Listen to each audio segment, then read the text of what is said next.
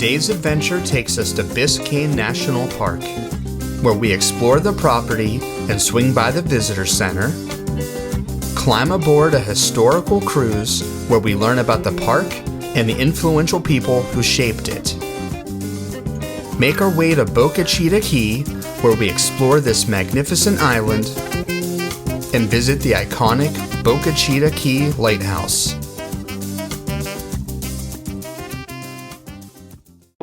Our morning began in the Homestead area of Florida. We visited Everglades National Park the day prior. You can check out the video for our experience at that park on our channel. Continue for 3/4 of a mile.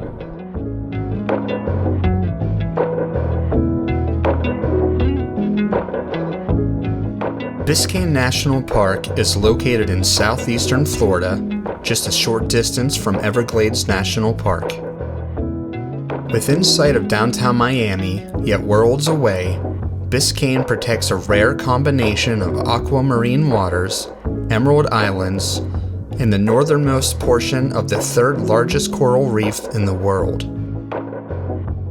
Like many parks we visit, our experience usually starts at the visitor center. Although we spend a great deal of time researching and planning before we arrive, we like to see if there's any updated information about activities, trails, potential closures, and any other important information that we might need. The overall design and attention to detail featured at this visitor center really stood out to us.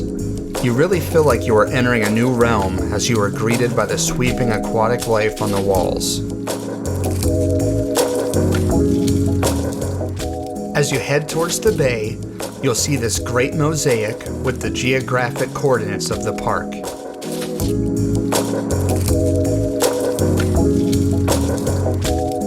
The second level of the park features a small gift shop, registration for guided tours, and the entrance to the visitor center.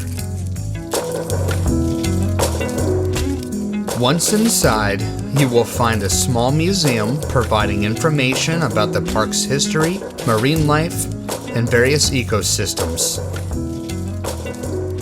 There is also a gallery which highlights the works of local artists who find inspiration in the park.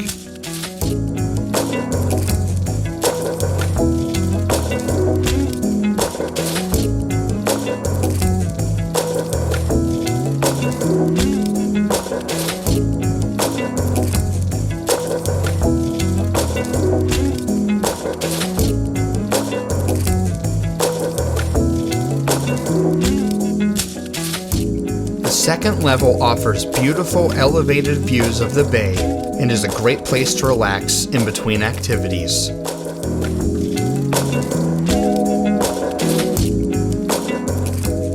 While the main grounds around the visitor center have opportunities for walking, fishing, and picnicking, a staggering 95% of the park is water. Snorkeling, boating, and kayaking are some of the best ways to explore this incredible coastal wonderland.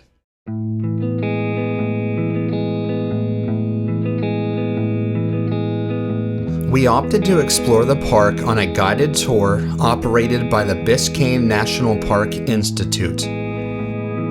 This particular tour was called the Heritage of Biscayne Cruise, which was a 3.5-hour experience. We journeyed across Biscayne Bay and back through time, where we listened to the stories of the people whose influence shaped Biscayne National Park and the surrounding Miami and Florida Keys areas. Our tour guide, Michelle, did a fantastic job of keeping us informed and entertained. You guys see the dolphins? Please give us a shout. We'll slow down the boat over at Port Cookie. We'll get as close as we can and help the distance away from them. You might see some manatees, you might see some sea turtles. So keep your eyes peeled. Look at the water, look at the horizon, check it out. The next time we stop and speak, we'll be at Cedar Creek, and we're going to talk a little bit about the history of the park. As you explore the bay, you get a real sense of just how remote and difficult it must have been for those early inhabitants. One of my favorite stories that we heard was about the Jones family and their history within the bay.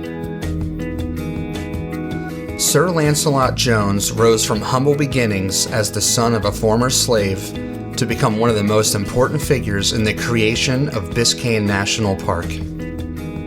His love of the area and the bay in particular led him to resist selling his family's land to developers who wanted to build homes, hotels, golf courses, and highways. Despite immense pressure from developers, he chose to sell his properties to the National Park Service instead.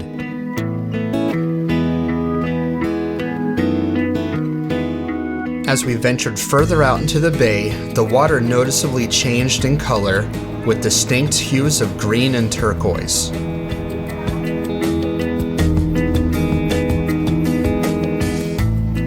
It was also more shallow and we could see the whole way to the bottom.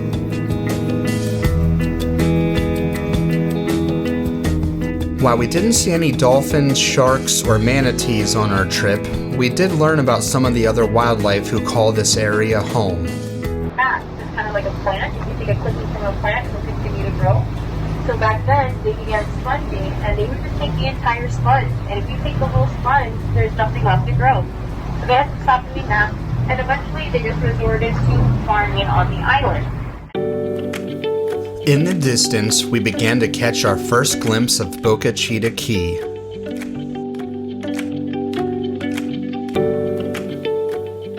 It is the most popular island at Biscayne and is only accessible by boat.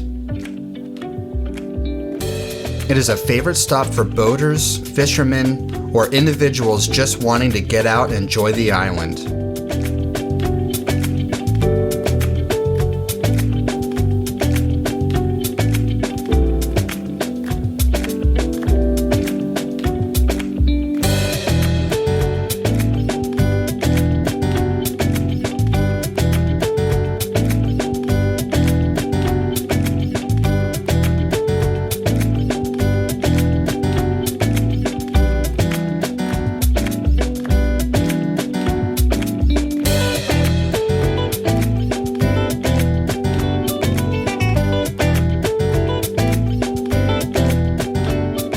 The island is also a great spot for camping and is available on a first-come, first-served basis.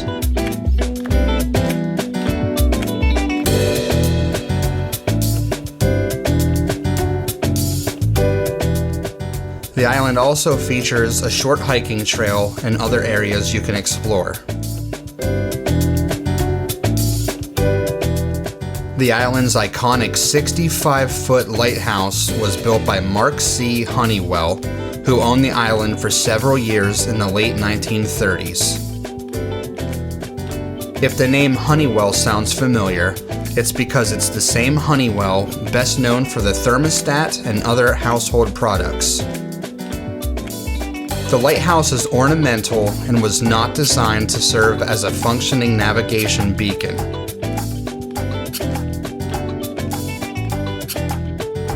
What do you think, Jen?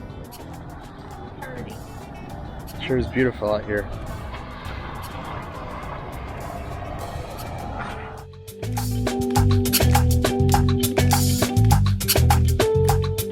After a great time visiting the island, it was time to make our way back to the mainland.